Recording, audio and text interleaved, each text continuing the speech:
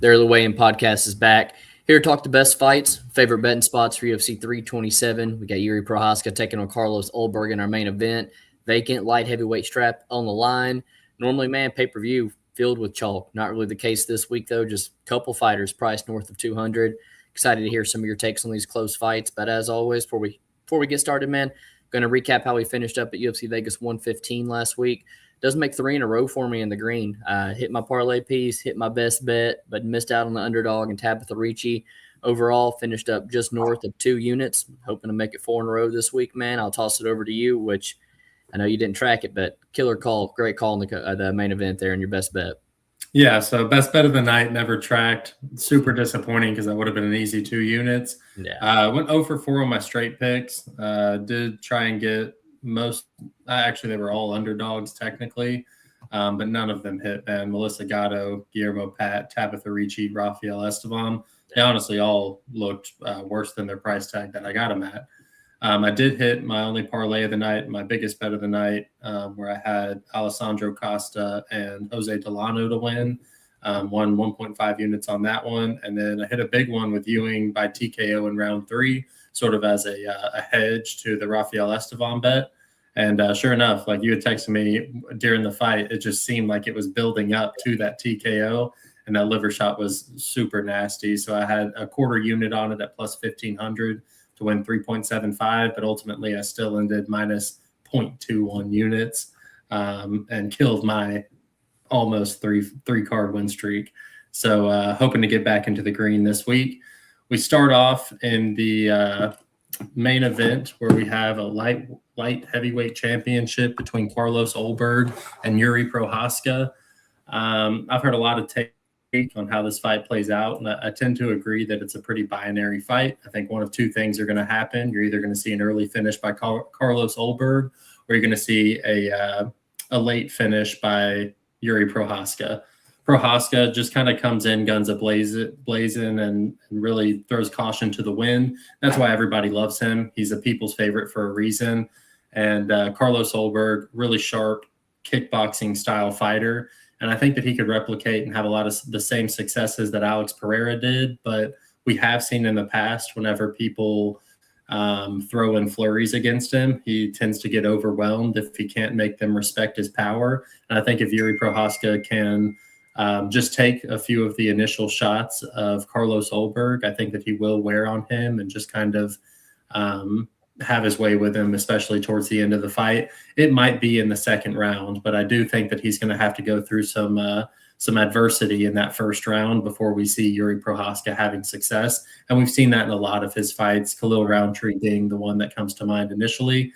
But I think that Yuri is going to get it done. And I think the UFC would prefer it that way as well. With Yuri as the champion, everybody wants to see him fight. So I got Yuri as the pick. Yeah, man, we see the fight pretty similar. I like the Roundtree fight, like the Alex Pereira fight. He's at such a disadvantage early, technically. The speed, the kickboxing, the footwork, everything's in favor of Ulberg. He's got the big cage to work here. So I'm with you. I feel like a lot of the early upside favors Carlos Ulberg. But, man, I was watching some stuff back on him, and, your best win is probably like a 41, 42-year-old Blachowicz that didn't even look that good, a super slow-paced fight. And I almost question myself, like, is Ulberg really even ready for this moment? It's a big fight. Jerry's held the belt. He's had 2 fights with Alex Pereira. This is his second time trying to recapture gold. So, like, he's been there, man. He's been in these hard fights, these championship fights. He's got the experience. And then not to mention we've seen him dog out round 3s against Khalil, seen him dog out round 5s against Glover. And what we've seen on the Ulberg side is round 3 is be a little bit hairy, So I feel like that question mark is honestly the question mark around his cardio probably is the biggest deciding factor in this fight. Because I'm with you, if he doesn't get Jerry out of there early, I think it kind of starts to snowball downhill for him rounds 3 through 5. Jerry's never been the distance in a UFC fight. I don't think that changes on Saturday. So, being that I think there's a finish, I think there's better ways to play the fight ultimately, which is now a pick 'em with the Ulberg money coming in. So I'm on the Jerry side personally, but I think you can find props, things like that I'll talk about later that are a bit better than either money line side, in my opinion. But yeah, outside the Yuri Prochazka side as well. Co-main event, Azamat Murzakanov taking on Paulo Costa. This is at 205. Promoted to the co-main event after we lost Tetsuro Taira and Joshua Van. This one's still 3 rounds, though, which I think Murzakanov, favors him to an extent here. And at this stage in his career for Paulo Costa, man, I don't know if he's done at middleweight. Those look like some tough weight cuts. He's 34 years old. He's not staying active. I really just question the commitment, honestly, at this point. But in the past, been an extremely durable guy. Not the most technical, but he just uses that pressure, that physicality to back you up. And really, he doesn't have a good jab, anything like that. He just kind of backs you up against the cage, then lets your hands go. He'll swing some nasty body kicks to get there. And I bet this guy at dog odds against Kopylov, but I think it's just a much harder fight here. Murzakanov has all the momentum, even being slightly older. He's undefeated, 16-0. He's finished 5 of his 6 UFC fights. And he's an undersized light heavyweight. He relies on that speed. He's got good power, and he's just super accurate with his shots. I think he's the far better striker of the two. And I don't really think his cardio gets pushed to the extent that I would like it to, because I do think that's how you're going to get Murs out of there, is you're going to have to take over him late because he's such a force early. But another thing that, I'm not eager to lay 2-1 on is it just kind of seems like a meaningless fight for him. Honestly, like when Jerry beat Alexander Rakic, he lost round 1. He'd come back and knock Rakic out in round 2, and he gets another title shot at Alex Pereira. And then Murs goes out there and dusts him in round 1, and he gets a middleweight who's 2-4, like in his last couple fights. So those meaningless fights, maybe you question where the motivation is, because, at the rate he was going, you thought he was going to get a higher profile fight in a light heavyweight division than Paulo Costa. So still the pick is Murzakanov, but at 2-1, I'm not eager to play him, and I'm not really eager to play Paulo Costa either. So I'll take Murzakanov. I think Murzakanov might actually win a decision. What's your thoughts here? I kind of see the fight going a little bit differently. I like this fight for Paulo Costa. I think that it probably, just considering how big he was fighting at 185 pounds and how much weight he had to cut, I think that this is a pretty reasonable weight class move for him. And truth be told, this is like the best sized light heavyweight that he could kind of get his feet wet with. Murzakanov really should be at 185 pounds. I think that he's decent, but I don't think that he's going to be wrestling Paulo Costa. And I think that this is a pretty good fight where, as long as Murzakanov doesn't touch Paulo Costa early, I think that we could just get a tit for tat type of fight where they're going back and forth with strikes. And with Paulo Costa and Murzakanov being in opposite stances, I think that Paulo can just blast the body kick and really wear on Murzakanov down the stretch. So yeah, I just think that he's going to land the more significant shots. I'm not sure that either of them are going to finish. So I'm leaning Paulo Costa decision, and I think you can get that at a pretty good price tag. So yeah, I've got Paulo Costa. Plus, even though it's only by a couple of years, I just feel like Paulo Costa seems a whole lot more explosive, athletic, youthful. So I do think that there are some things on the Paulo Costa side that I like here. Moving on to my underdog of the night. Pretty tough, man. There's a few people that I'm really tempted to play as my underdog. And fight of the night. Oh, fight of the night. Fight of the night. Sorry. My fight of the night is going to have to be Cub Swanson versus Nate Landwehr. Is that what you had? Yeah, that's what I took. Okay. Then sorry. It's going to have to be Dominick Reyes versus Johnny Walker. Yeah. This is just one of those coin flip fights. It's going to be fireworks, which is why we have to make it the fight of the night. Somebody's getting knocked out. It's just a matter of who's going to get touched first. I think, if we knew that neither of them were going to get knocked out, this is a clear cut. Dominick Reyes is going to win this fight. But I just love the fact that Johnny Walker, even though his chin is complete glass, he's undetermined in how he approaches his fights. And so even in his last fight, where they were counting him out against Mingyang Zhang, this is just he's not going to change anything. He's going to come in there. He's going to throw these super explosive athletic strikes. And I do think just seeing Dominick Reyes, in his last fight against Carlos Ulberg, being so timid to engage. And then when he finally does decide to, he gets touched and immediately put down. I just think mentality-wise, I really like Johnny Walker in this fight. And we're getting him at an underdog price tag. And I do think that that's something I'm a little tempted to touch on. But you know you're playing with fire whenever you're betting either of these guys. So we won't be talking about this any later in the podcast. I have to bring it up at some point, though. So this is why it's my fight of the night. Guaranteed fireworks. For real, man. Yeah, Cub Swanson, Nate Landwehr for me. Neither one of these guys ever in a boring fight. Cubs retirement fight. Looks like he's the last WEC guy we have left on the roster. And then Nate Landwehr, a guy who just trains 30, 45 minutes away from us. Fun fight, man. Cubs taking some money early this week. I'm kind of curious to see where it closes because on DraftKings, there's no longer plus money next to his name. And quite often in retirement fights, unless it's Michael Chiesa and Nico Price, you don't really see the guy in his last fight getting bet like this. But I do think he has the best chance to finish the fight early. Probably has a knockout upside. Really good footwork. It's on a different level, man. And he's got a big cage to work here, but I feel like Cub needs a space to work. And a pressure fighter like Nate is not going to give him that. Nate's going to go out here and get in his face early. The biggest issue for Nate is his lack of defense tends to get him in trouble. And at this point, the durability is honestly, it's more of a concern for Nate than Cub, honestly, when I was watching fights. So I just feel like the pace that it fights at, the takedowns he has the ability to land, it's a style that I think could wear on Cub at this stage. It's, maybe a hard fight that Cub doesn't want in his retirement fight. So I just feel like the later this fight goes, the more live Nate Landwehr becomes. It's a really good fight. I think, when you like these guys in the cage, you never get a boring fight. So I had to talk about it. It's the last time we get to talk about Cub.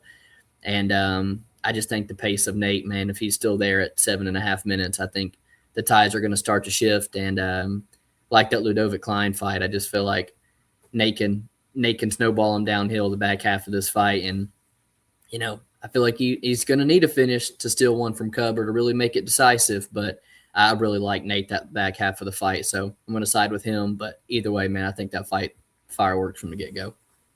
Love it. Underdog. I'm sorry, go ahead. Yeah, underdog. Yeah, underdog of the night. I am going with Kevin Holland. Now, I know that this is a coin flip fight, -110 either way. But if you look back in during this fight week, he has been the dog or even money. So I'm picking Kevin Holland as my dog.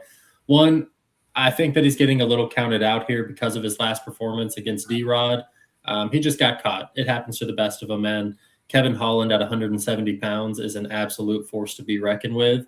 I do think that Randy Brown, if you look at the fighters that he has been defeating in the past, the Zaleski dos Santos, Muslim Salikov, Francisco Trinaldo, Jared Gooden, like these are all guys who are somewhat small for the weight class, and fighting somebody like Kevin Holland who matches the size and even more so the length of Kevin Holland, it's going to give him some trouble. I think if this fight were to go to the ground grappling, I give Kevin Holland the upside.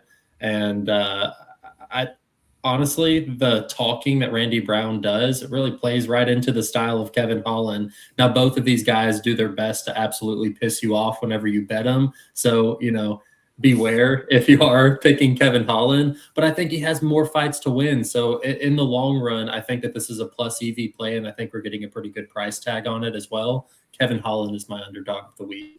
Yeah, dude, I'm with you. I think the grappling upside, the durability upside, a lot of it's on Kevin Holland. I like that. I've bet him already. Esteban Ribovics is the dog for me.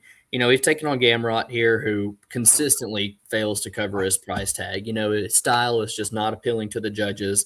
When he gets on top, 0 damage from top. He's hardly a submission threat at all, and doesn't really do a good job of controlling guys either. I think he's a kind of a smaller size lightweight, and he does all that while also getting hurt in fights. So man, Ribovics is just a far better striker. His durability is on another level. His boxing's on another level. His volume's on another level. He's got ridiculous cardio, a great get-up game. He's 6 years younger. And I just feel like we're seeing constant improvements in this guy's game, whereas Gamrot's just been pretty stagnant in his game and his game plans and everything. So, Ribovics is going to land the most meaningful shots here. He has all the finishing upside. We're in Miami, which is, has a lot of Latino population. And so I don't know. I feel like the crowd's going to be popping for him. And I know he's going to get taken down more than once probably, but this is a dog or pass 1,000% for me. I played him at 145. He's plus 160 on the same book. And, if it consistently gets closer to a 2-to-1 dog, I have no problem dropping another half unit or something here. But yeah, I like Esteban Ribovics. I got him at plus 145. He's my dog this week. Moving on to our parlay piece of the night. Man, this is kind of a tough fight or tough card to find a parlay piece, but this one did stick out to me. Just looking on the socials of Kelvin Gastelum, I do feel like he's kind of reignited that fire. In the last few performances from Vicente Luque has left a lot to be desired, man. I mean, he just got his ass whooped in his last fight. And then even a few times before that, the Joaquin Buckley one is the one that sticks into my head. He's quit a couple times, man, potentially thrown a couple of fights. And I feel like in this bout against somebody who at least is saying the right things in Kelvin Gastelum, as long as Gastelum's chin holds up, he can keep the fight on the feet. I think he tears up Vicente Luque. There's always potential when you're talking about guys who are both over the hill. But, man, honestly, I think Kelvin should be upwards of minus 400 in this fight, barring, a banana peel slip from him. So, I think Kelvin Gastelum as a parlay piece is a pretty safe bet this weekend at minus 278, minus 285. I like it. Luque so far past it. For me, man, I took the main event under 4.5 at minus 310. Dude, I just feel like this fight's destined to end, man. Whether you're going to play the early props for Ulberg, the late props for Jerry, this parlay piece, I think they're all better than the money line. But, dude, Jerry's got 38 pro fights, and I believe 2 of them have seen the judges, and one of those was only a 2-round fight. He's just violence personified, man. 31 stoppages. He's been finished in all 5 losses, 4 of those being by TKO, which I think is pretty relevant here. Ulberg's a pretty finish-heavy guy too, man. 9 of his 13 wins are by finish, and his only loss by TKO, where he was overwhelmed by someone who could still take the shots and be there and put that pace on him. And so I think that resembles what Jerry Prochazka can do. So to me, this fight doesn't see 22.5 minutes, and it's my favorite parlay leg this week, man. I like it. So we move on to our best bet. Man, I've got a couple. You've kind of talked me out of Mateusz Gamrot, although I think that there's a lot of ways that he looks minus 500 after the fight. It's just about that chin that gets me to lay off of him. So I am going to be going with the Patricky Pitbull versus Aaron Pico fight doesn't go the distance at minus 150. Dude, I mean, the pace that both of these guys push, I think that there's a world where Pico goes in there and absolutely dusts Patricky, who doesn't like to move his head. Pico just looks for the finish in any fight that he's in. And then on that same token, Aaron Pico, the fights where he loses, he just can't get out of his own way. He gets caught, and it only takes one shot. Patricky is throwing that fire against him. So in a fight where I could see both guys being dominant and in both those fashions also getting a finish, I think that you have to take an under, and I think that we're getting a really favorable price tag at minus 150. I'm really glad you touched on that because I've been sticking, honestly, to the plays, tracking what I'm putting out on the podcast, being successful. That's the one play that I'm probably going to lock in Saturday is the under doesn't go the distance in the Pico fight. So love that you talked about that. For me, it's Tatiana Suarez. I bet her at minus 155. She's actually, same book, man, you can get her for like minus 148. I've seen her even jump up to like minus 180 at some point. So I feel like this line's all over the place, but Lupi is not going to win if she can't stop the takedowns and the cage pushing. I think she has a slight edge in the striking. She's a better boxer, but she's so far inferior of the wrestler to me in the physicality. We took the shot on Tabitha Ricci last week, and we saw it, man. Physicality in women's MMA is everything. Verna was just bigger and stronger, and I think Tatiana is just bigger and stronger, dude. If she can't land the takedowns, she's going to be able to just put her up against the cage and keep her there. So there's no doubt Tatiana's best years, man, they're behind her. She lost him to injuries and other things, but I think she has the ability to find success wrestling Lupi. much more physical with the grappling. We've seen Mackenzie Dern, Verna, other girls have success getting Loopy down. And I saw someone put out a tweet. I sent it to you. Loopy's 2-4 when being taken down at least once in a fight, 0-2 when she's been taken down more than once. And so I think she's getting taken down more than once here. All the finishing upsides on Suarez, probably with their guillotine. You're talking about a girl that you're usually like, you just had to pay minus 400 against Amanda Lemos, who is way more of a dangerous threat to Tatiana, in my opinion.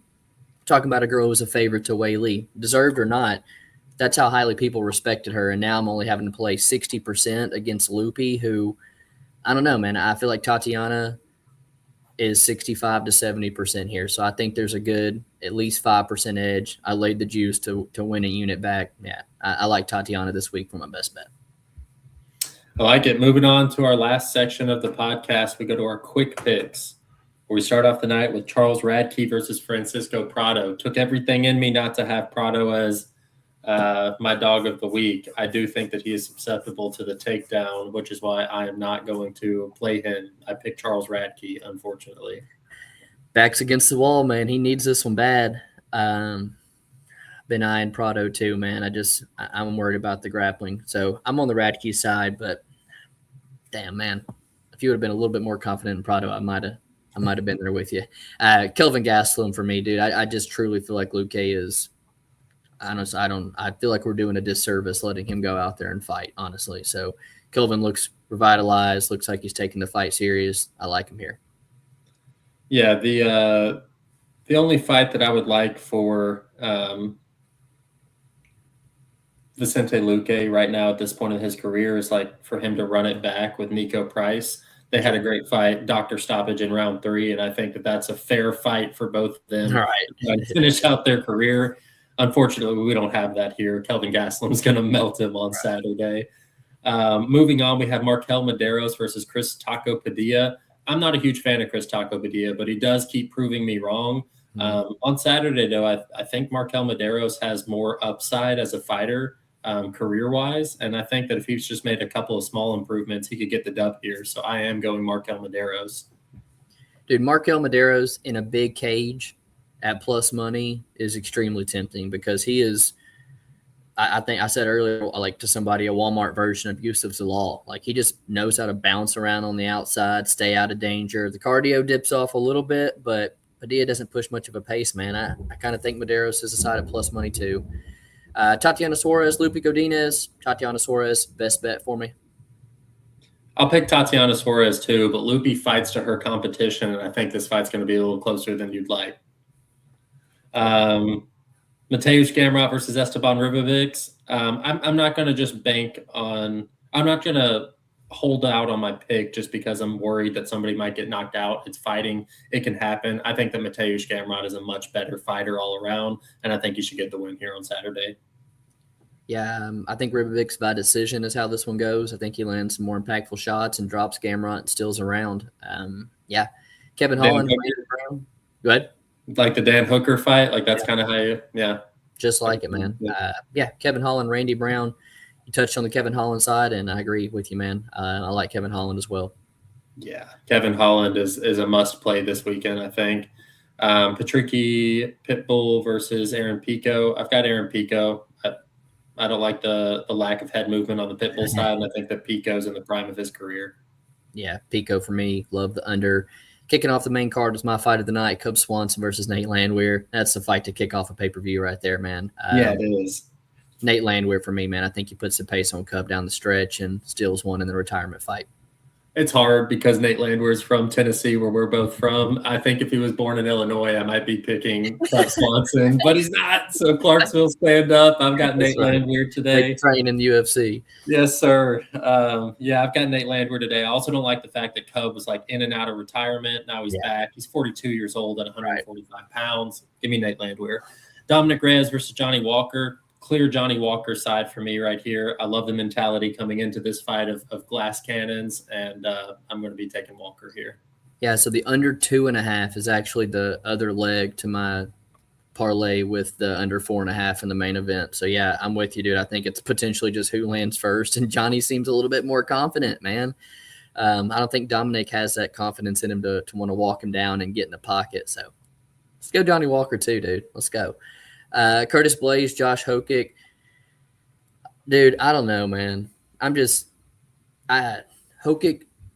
he just hasn't shown it to me. Maybe it's the personality and shit that makes me not like him, but he hasn't shown it to me to be worthy of Curtis Blades only being minus 120 here. I think Blades is the better striker, has shown the better cardio down the stretch, and has been here before, dude. So give me Curtis Blades. Yeah, it's a tough one. I was Hokit earlier in the week, but now I'm just thinking that he wins round 1, and then we have a really close fight after that. I'm kind of leaning Curtis Blades' decision at this point. So I will go Curtis Blades as well. Azamat Mirzakhanov versus Paulo Costa. I believe that we are split on this one. I've got Paulo Costa. I think he lands the more damaging shots and ultimately sways the judges in his favor. Give me Paulo Costa as a dog for the co-main event on Saturday. Yeah, split there, man. But I'd never lay the chalk on Mirzakhanov. Like I told you, a bit skeptical about where the motivation is, taking on Costa, the cardio, all that. So to hear you talk about liking Paulo Costa, I like it, man. I hope you cash a bet on him. Main event for me, Jiri Prochazka, Carlos Ulberg. Super confident it doesn't go the distance, man. Super confident I'm under 4.5 parlay leg, but I'm gonna go Jiri Prochazka. I think he takes the early storm and starts putting it on Carlos down the stretch, and I think it doesn't take but till round 3 before, just like the Roundtree fight. I think if it hits round 3, I think Jiri's got his reads, got his pace. He's gonna start turning it up. Yeah, I like Jiri Prochazka. Like him to finish round 3-4. If I place a little bet on Jiri Prochazka, it's a win-win. I got Carlos Ulberg in the fantasy league. I'll make some money if Jiri wins. I do think that Jiri wins. And I think he wins by finish late round 2, early round 3. Give me Jiri Prochazka. Yeah, I like it. That's it. UFC 327, favorite spots, quick picks, everything. Appreciate you guys hanging out with us. Always like, subscribe. We'll be back next week. Peace.